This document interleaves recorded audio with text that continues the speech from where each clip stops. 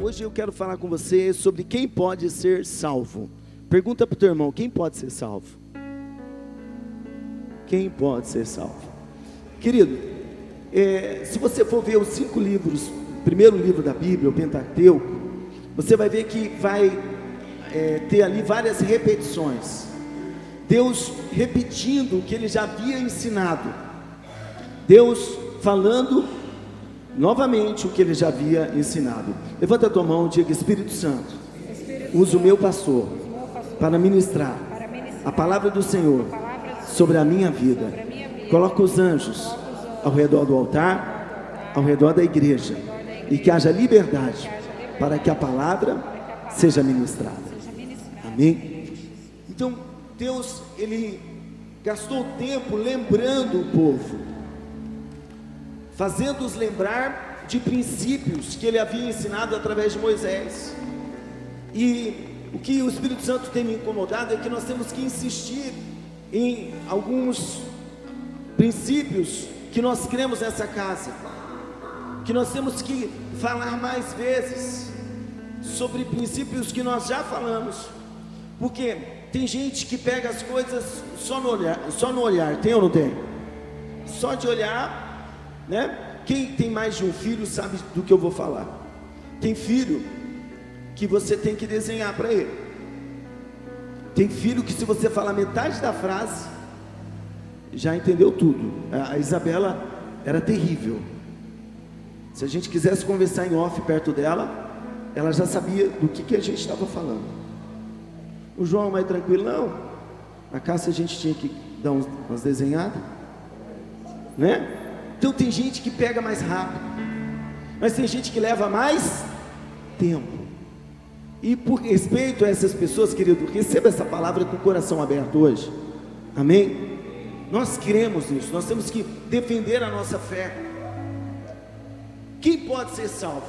Essa pergunta veio dos discípulos para Jesus, por causa de um episódio.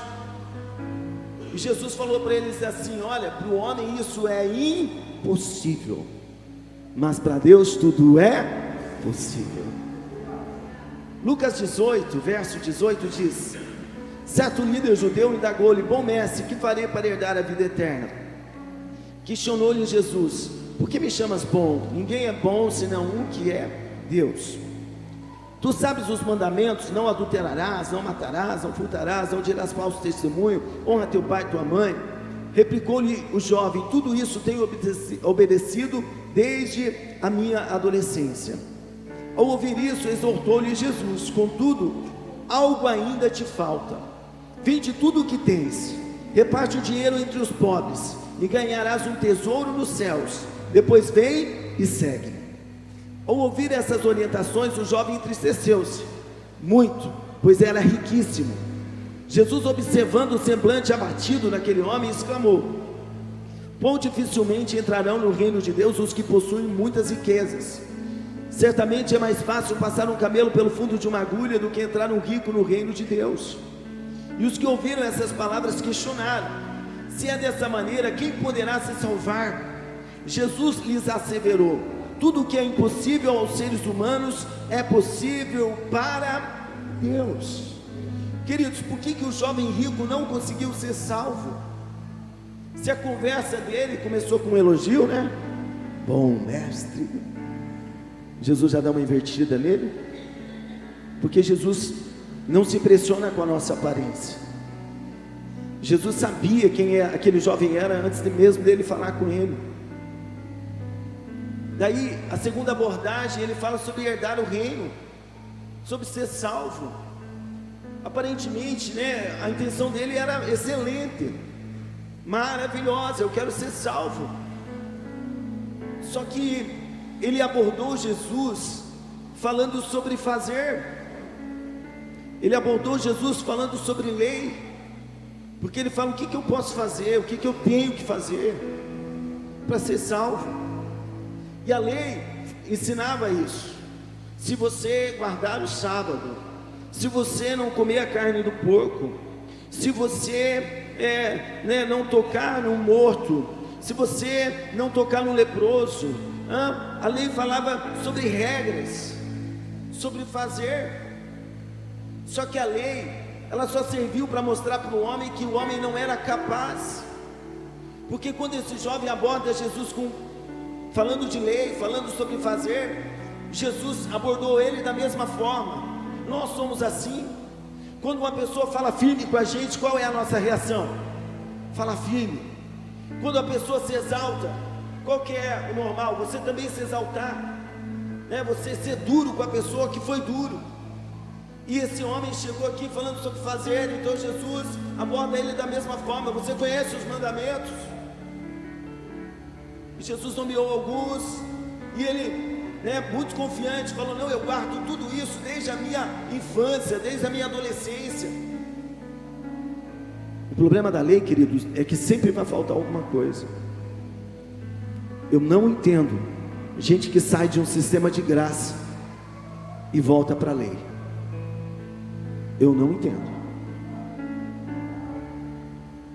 Jesus falou, exortou: ainda te falta uma coisa.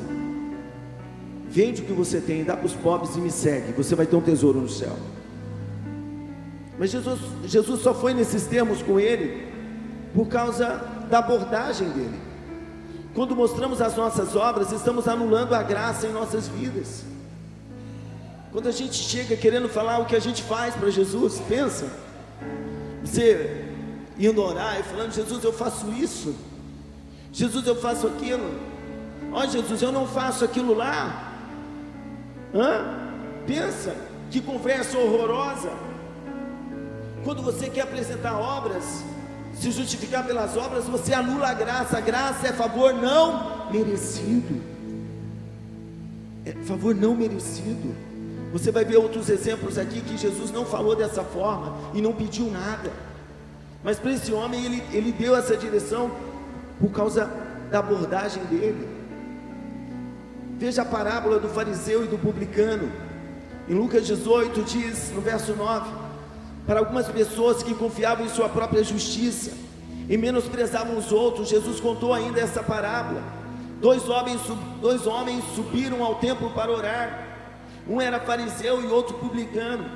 O fariseu em pé orava em seu íntimo. Olha o fariseu de pé, no seu íntimo: Deus, eu te agradeço porque eu não sou como os outros homens, roubadores, corruptos, adúlteros, nem mesmo como este cobrador de impostos.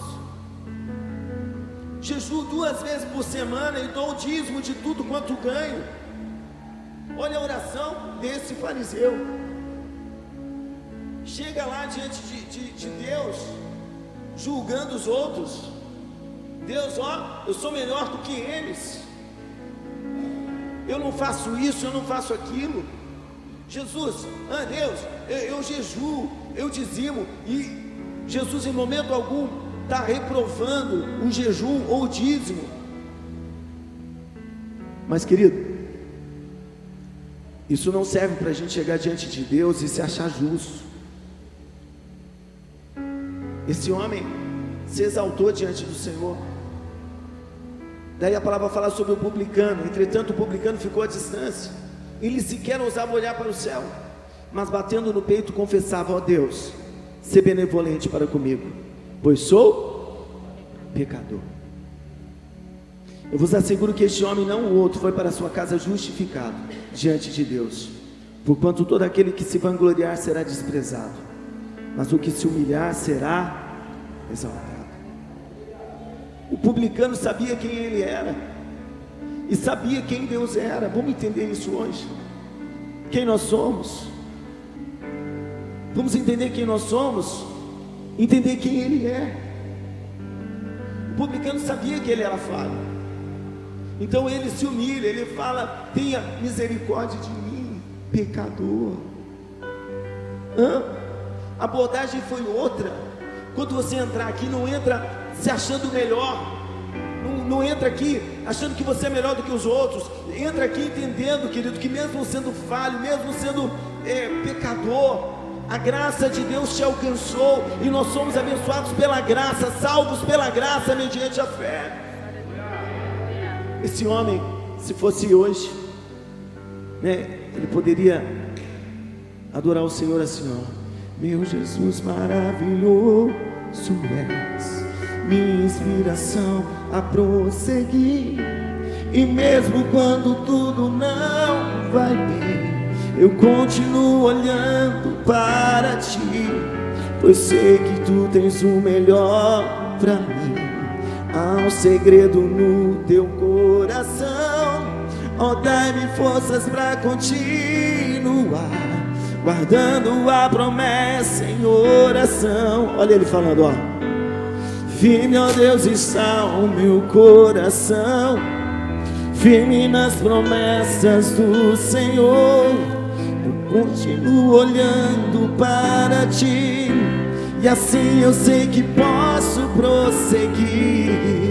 E mesmo quando eu chorar, as minhas lágrimas serão para regar a minha fé e consolar meu coração, pois os que choram aos pés da cruz, clamando em nome de Jesus, alcançará de ti, Senhor, misericórdia, graça e luz. É o que nós precisamos, da misericórdia, da graça. Todos nós temos uma história, todos nós temos limitações, acertamos em algumas áreas, mas outras áreas ainda estão em obras. Outras áreas ainda estão em obras. Então eu não posso chegar diante do Senhor como fariseu, querendo mostrar o lado que está pronto da obra. Não, eu tenho que chegar como publicano, com humildade, falando: Senhor, eu preciso da tua misericórdia, eu preciso da tua graça na minha vida. Assim você é salvo, assim você é aceito diante de Deus. Aleluia. Em Gálatas, Paulo diz, no verso 11 do capítulo 3: é portanto evidente que diante de Deus ninguém é capaz de ser justificado pela lei, pois o justo viverá pela fé. Ninguém vai ser justificado pelas obras da lei. Ninguém. Não, pastor, ninguém. Paulo nos ensinou essa realidade. A lei serviu como aio para apontar para Cristo, para o homem entender que precisava de um Salvador.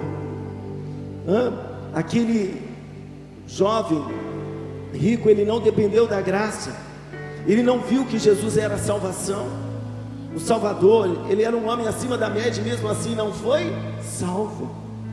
Você sabia que nem todos serão salvos? A Bíblia diz: o desejo de Deus é que todos sejam salvos, mas nem todos serão salvos. Como assim, pastor? Por não crer em Jesus como Salvador. Não é por causa da mentira, do pecado, é por não crer, por não olhar para Jesus como Salvador da sua vida. Por isso não alcançarão. Aquele que não crer não será salvo, já está condenado. Então eu nem vou levar, carregar a culpa de alguns fazerem parte da igreja por um tempo e não permanecerem, não alcançarem salvação. Porque aquele jovem estava diante do Salvador e foi embora sem a salvação. Foi embora triste, e Jesus também ficou triste, porque ele não conseguiu ver que Jesus era a graça revelada para salvar os homens. Ele não conseguiu ver. Só que a Bíblia fala de um outro rico que foi salvo. No capítulo seguinte de Lucas 19, capítulo 19, verso 1, fala de Zaqueu. Chegando a Jericó, atravessava Jesus a cidade, e eis que um homem rico chamado Zaqueu, o chefe dos publicanos, buscava ver quem era Jesus. Todavia, sendo ele de pequena estatura, não conseguia, devido à influência do povo. Por esse motivo, correu adiante da multidão e subiu em uma figueira brava para observá-lo, pois Jesus ia passar por ali. Quando Jesus chegou àquele local, olhou para cima e o chamou: Zaqueu, desce depressa, pois preciso ficar hoje em tua casa. No mesmo momento desceu Zaqueu apressado e o recebeu com enorme alegria. Todos em meio à multidão que presenciaram o que se passou começaram a murmurar: ele entrou na casa daquele pecador e vai hospedar-se lá. Então Zaqueu tomou a palavra e comunicou a Jesus: eis a metade dos meus bens, Senhor, que estou doando aos pobres. E se de alguém extorquir alguma coisa, devolverei 4 vezes mais. Diante disso, Jesus declarou: hoje houve salvação nessa casa, pois este homem também é filho de Abraão, porquanto o Filho do Homem veio buscar e salvar o que estava perdido. Zaqueu era chefe de uma classe de trabalhadores corruptos. Os publicanos, cobradores de impostos, se enriqueciam pegando um dinheiro além da conta, além do merecido, se aproveitando da autoridade que tinham e retirando o dinheiro do povo.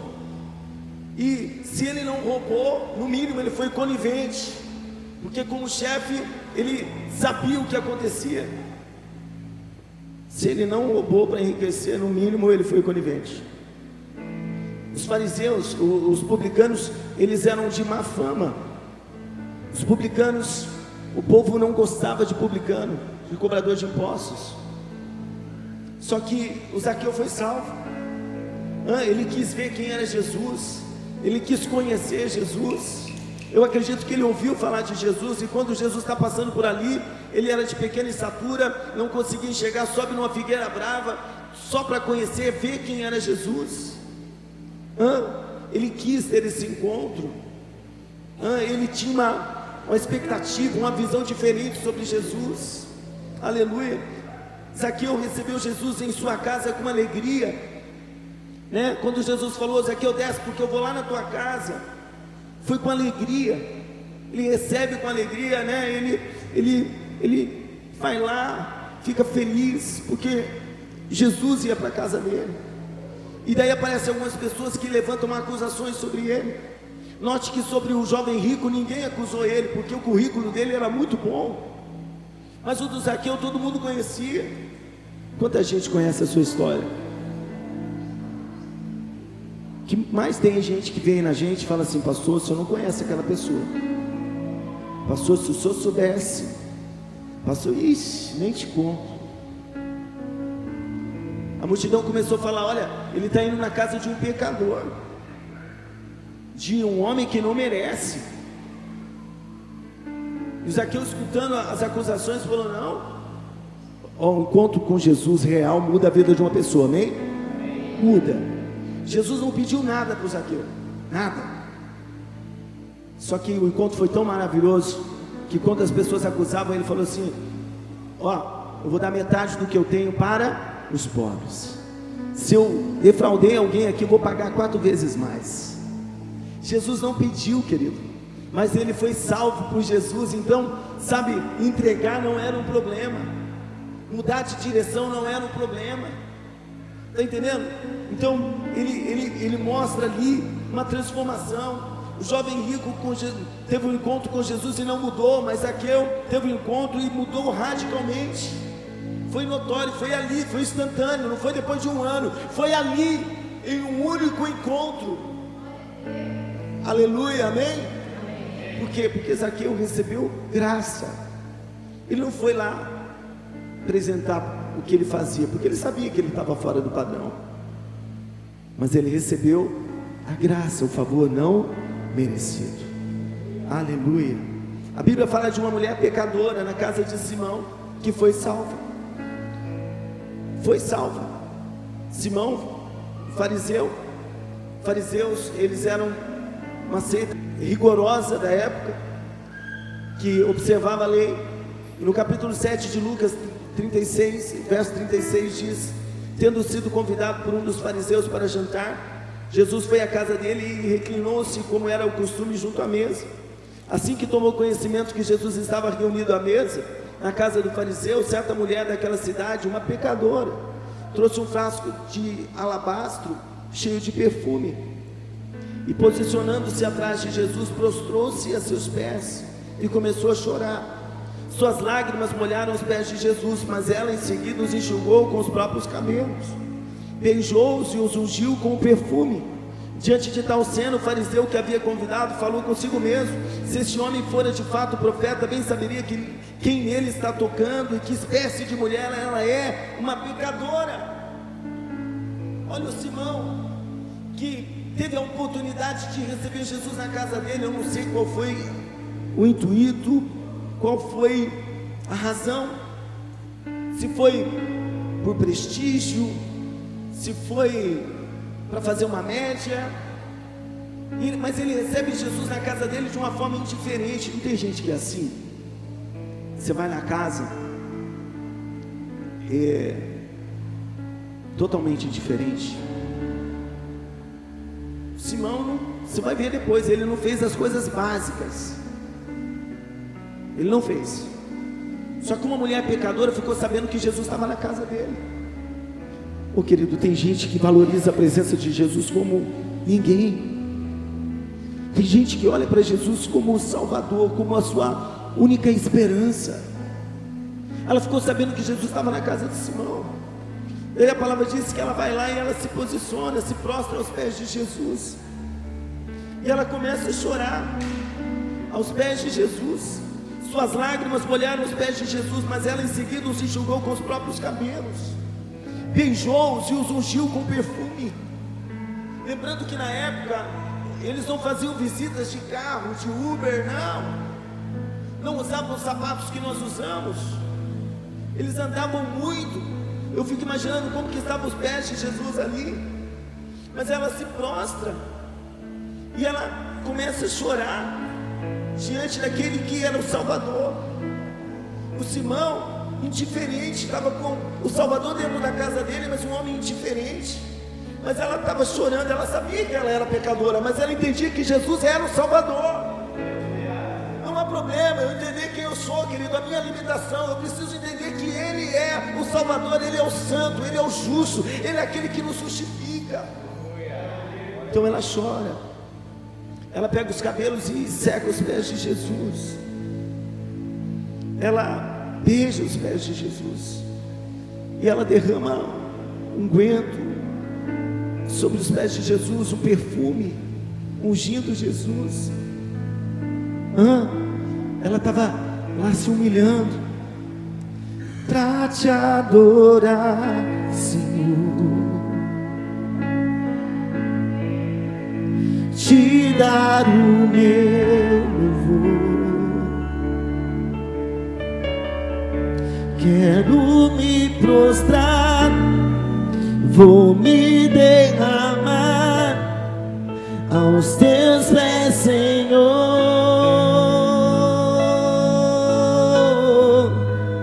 O meu vaso de alabastro,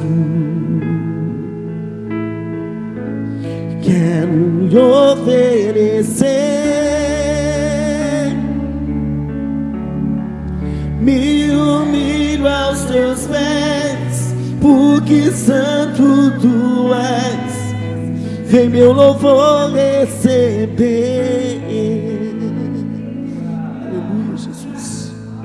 Ela estava com esse coração, não se achando, mas sabendo quem ela era e reconhecendo quem Jesus era.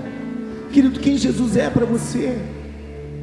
Será que você está ainda naquele sistema de ser, sabe, justo, naquele sistema de fazer, naquele sistema, sabe, de se sentir melhor do que os outros? Ou você já entendeu que você é limitado, que você é falho, que você precisa dessa graça que essa mulher entendeu que Jesus tinha para a vida dela? Eu não vou ter problema nenhum se eu chegar diante de Deus com esse coração. Tem gente esperando ser perfeito para vir para a igreja, nunca vai vir. Tem gente esperando ser perfeito para participar da Santa Ceia, nunca vai participar. É entender quem você é, mas acima de tudo quem Ele é. Simão ficou lá julgando, né? Simão se achava justo. O religioso, ele julga o próximo. E Jesus diz em Mateus: não julgueis e não sereis julgados. O religioso fica julgando, ele olha para o lado. Eu sei o que você fez no verão passado. Conheço a sua história. Querido, o que eu escuto disso, graças a Deus que, Marcelão, eu já entendi o que eu estou pregando. Todo mundo aqui tem uma história, querido, todo mundo. Mas o religioso, ele julga o próximo. O religioso, ele julga Deus. Oi, pastor? Ele falou assim: se ele fosse profeta, ele saberia. quem está tocando nele. Julgou até Jesus. Ó, que pouca prática. Mas Jesus deu uma palavra à altura para ele. Então virou-se em direção à mulher e declarou a Simão: vês essa mulher? Entrei em tua casa e não me trouxeste água para lavar os pés, como é costume. Essa esta porém molhou os meus pés com suas lágrimas e os enxugou com os próprios cabelos. Da mesma maneira, tu não me saudaste com um beijo na face, como é tradicional. Ela, todavia, desde que cheguei, não cessa de me beijar os pés. E mais, tu não me ungiste a cabeça com óleo, como era de se esperar. Mas essa mulher, com puro bálsamo, ungiu os meus pés. Por tudo isso, te asseguro, o grande amor por ela demonstrado prova que os seus muitos pecados já foram todos perdoados. Mas onde há necessidade de pouco perdão, pouco amor é revelado. Em seguida, Jesus afirmou à mulher: perdoados estão todos os teus pecados. Então os demais convidados começaram a comentar: quem é este que pode até perdoar pecados? E Jesus revela à mulher: a tua fé te salvou, vai-te em permanente paz. Aleluia, aleluia. Muitos se esqueceram do propósito da vinda de Jesus. Jesus veio para salvar os pecadores. Essa mulher, ela honrou Jesus como ninguém. Ela se humilhou e Jesus liberou perdão sobre a vida dela. Jesus disse que ela foi salva por causa da fé dela. Ela não tinha feito nada ainda. Entenda, a graça é isso. Ela não passou um dia orando, ela não passou um dia jejuando, ela não deu os seus bens, ela não tinha feito nada, ela não tinha trocado de roupa, né? Porque vem para a igreja, tem que, né, muda de roupa. É natural que você vai mudar, melhorar um pouquinho mesmo, porque como você andava no mundo, você não vai andar na presença. Ela não tinha mudado em nada. Mas Jesus falou: vai em paz, a tua fé te salvou. Está salvo. Você pode dar uma glória a Deus? Paulo diz assim em 1 Timóteo 1,15: essa declaração é fiel e digna de plena aceitação. Cristo Jesus veio ao mundo para salvar os pecadores, dos quais eu sou o pior. Paulo falando, querido. E para mim ele foi o melhor, porque tudo que nós cremos, a linha teológica que temos, Deus deu para ele. Mas ele falou para os Gálatas, na carta aos Timóteos: Jesus veio para salvar pecadores, e eu sou o principal. Jesus veio para mim, Jesus veio para você, Jesus veio para a pessoa da sua família, Jesus veio para o teu filho que já errou bastante, mas Jesus quer salvar ele. Jesus veio para Ribeirão do Pinhal, para Jundiaí, Jesus veio para o Paraná, para o Brasil, para salvar os pecadores. Os da direita, os da esquerda, dá glória a Deus. A palavra é tão maravilhosa que a Bíblia fala que Jesus morreu entre dois pecadores. Dos dois lados tem pecadores, queridão, mas Jesus veio para salvar a todos. Aleluia. Efésios 2,8 diz: portanto, pela graça sois salvos, por meio da fé. Isso não vem de vós, é dom de Deus, não vem por intermédio das obras, a fim de que ninguém venha se orgulhar por esse motivo. É pela graça. Recebe, querido, só recebe. Eu resolvi acreditar nessa graça. Você tem duas escolhas: você pode acreditar em você ou em Jesus. Você vai bem até uma altura, mas vai tropeçar em algum momento da sua vida. Mas se você acreditar em Jesus, querido, Ele te salva, Ele te transforma, Ele te leva para um outro nível. Ele escreve o teu nome no livro da vida. Aleluia. Ele escreve uma nova história na sua vida. Então decida acreditar nele, no que Ele fez. Você sabia que a obra da cruz foi suficiente para nos salvar? Você sabia que não é necessário que Jesus faça mais nada, porque tudo que precisava ser feito foi feito.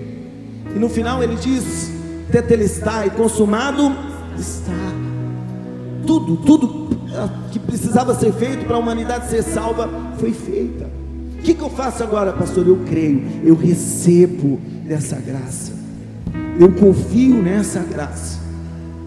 Se você entender isso, querido, quando você tropeçar, você não vai parar, mas você vai continuar andando com Jesus. Quando você descobrir as suas falhas, né, às vezes demora um pouquinho para você descobrir que é falha, você não vai ficar frustrado, você vai, né? É para isso que Jesus veio, para me salvar. Amém, pessoal? Quando você recebe essa palavra, levanta a tua mão, diga: Senhor Jesus, eu recebo a sua palavra para a minha vida. Eu sou salvo pela graça, mediante a fé, não pelas obras, para que eu não possa me orgulhar, mas eu sou salvo por crer em Jesus.